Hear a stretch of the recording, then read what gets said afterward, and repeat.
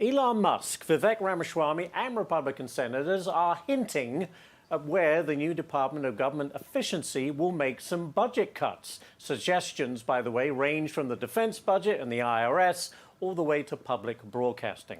House Financial Services Committee member Dan Meuser joins me now. Good morning to you, Congressman. Okay, where do you think the cuts should be made? Morning, Ashley. Well, there's a plethora of opportunities, truly. First off, the waste, abuse, and fraud. I was the revenue secretary in Pennsylvania. We rooted out a tremendous amount of waste, abuse, and fraud, so it's there.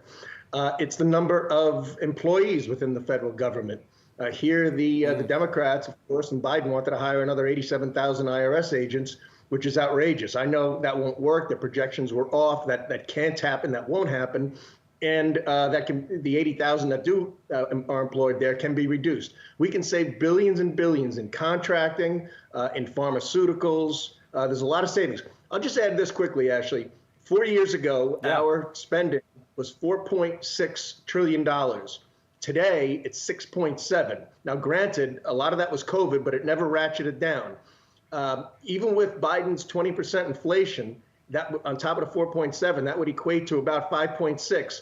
That's $1 trillion right there. That increase in 4 years that gave no advantage or nothing, no value to the American people. We can cut that $1 trillion.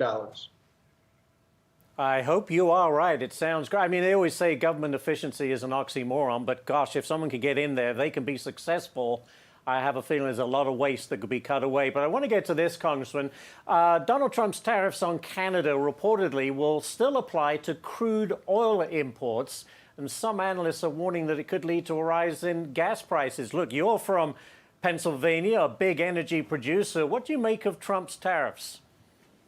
Well, I'll tell you what, the Biden administration was okay in taxing natural gas, taxing oil, removing the deduction for wildcatting in the United States, which existed forever. So it was okay to tax American energy. But here, when President Trump suggests and puts out the deterrence to the Canada and Mexico that they may be paying a higher tariff, i.e. tax, people are squawking about it. I think it is a appropriate measure to consider.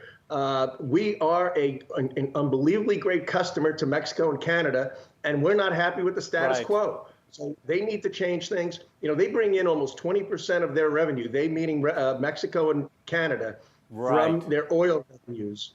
If we create some stability, well, Congressman, tariffs are just a negotiation tool. It doesn't mean that they're going to be at the rate that the president-elect says, but, you know, it's always good for negotiation, a starting point. Congressman, we're out of time, but thank you, sir, for joining us, and happy Thanksgiving to you. Happy Thanksgiving. Thanks.